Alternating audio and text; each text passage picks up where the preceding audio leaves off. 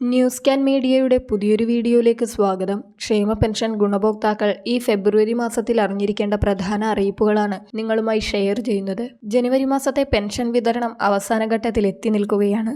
ജനുവരി മാസത്തെ പെൻഷൻ വിതരണം അവസാന ഘട്ടത്തിലാണ് എത്തി നിൽക്കുന്നത്. ഇനി സർക്കാർ വിതരണം ചെയ്യുമെന്നറിയിച്ചിട്ടുള്ള 4800 രൂപയായ കുടിശ്ശിക പെൻഷന്റെ വിതരണമാണ് നടക്കാനുള്ളത്. ഏപ്രിൽ മാസം മുതലാണ്, അതായത് 2025-26 സാമ്പത്തിക വർഷത്തിലാണ് ഈ തുകയുടെ വിതരണമെന്ന് സർക്കാർ നേരത്തെ തന്നെ അറിയിച്ചിട്ടുണ്ട്.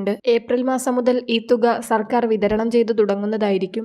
ഫെബ്രുവരി മാസത്തിൽ സാധാരണ ലഭിക്കുന്ന 1600 രൂപ തന്നെയായിരിക്കും ലഭിക്കുക. ഫെബ്രുവരി 20-നും 28-നും ഇടയിലായിരിക്കും തുകയുടെ വിതരണം ഉണ്ടാകുക. വരാനിരിക്കുന്ന സംസ്ഥാന ബജറ്റിൽ പെൻഷൻ തുകയിൽ ഒരു വർധനവ് ഉണ്ടാകുമെന്ന സൂചനകളും എത്തുന്നുണ്ട്. ഇതുമായി ബന്ധപ്പെട്ട് ശ്രദ്ധിക്കേണ്ട മറ്റൊരറിയിപ്പ്, പെൻഷൻ ആനുകൂല്യങ്ങൾ ലഭിക്കുന്നവർ വരുമാന സർട്ടിഫിക്കറ്റ് ഹാജരാക്കേണ്ടതായി വരും. വാർഷിക വരുമാനം 1 ലക്ഷം രൂപയോ അതിനു മുകളിലോ ആണെങ്കിൽ തുടർന്ന് പെൻഷൻ ലഭിക്കാൻ അർഹതയില്ല. അതിനാൽ തന്നെ തുടർന്ന് പെൻഷൻ ലഭിക്കുവാൻ വേണ്ടി ഇപ്പോൾ പെൻഷൻ ലഭിക്കുന്ന എല്ലാവരും വരുമാന സർട്ടിഫിക്കറ്റ് സമർപ്പിക്കണം.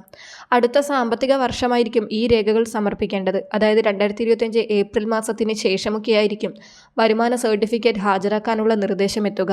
വിവിധ മേഖലകളിൽ നിന്നും 1 ലക്ഷം എന്നുള്ള വരുമാന പരിധി ഉയർത്തണമെന്ന നിർദ്ദേശം വന്നിരുന്നെങ്കിലും സർക്കാർ അത് പരിഗണിച്ചിട്ടില്ല. അതിനാൽ തന്നെ 1 ലക്ഷത്തിന് മുകളിൽ വാർഷിക വരുമാനമുള്ളവർ പെൻഷൻ വാങ്ങുവാൻ അർഹരല്ല. ഇവർക്ക് തുടർന്ന് പെൻഷൻ ലഭിക്കുകയുമില്ല.